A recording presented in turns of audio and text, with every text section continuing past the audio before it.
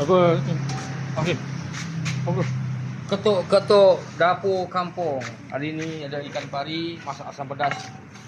Ikan pari masak asam pedas. Betul-betul tebal ni ikan. Ikan fresh. Baru dapat terus masak. Ini masakan nenek-nenek lah. Nenek-nenek Nenek-nenek yang masak. Ya, parisa orang kampung.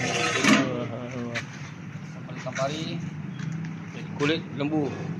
Masak lemak. Cili api. Ini kulit juga. Ada kencur.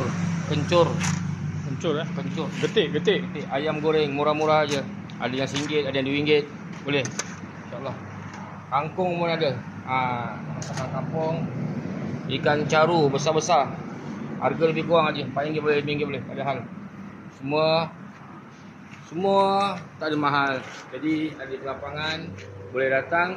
Ketuk-ketuk kampung punya dapur. InsyaAllah. InsyaAllah. Masya Allah. Jazakallah.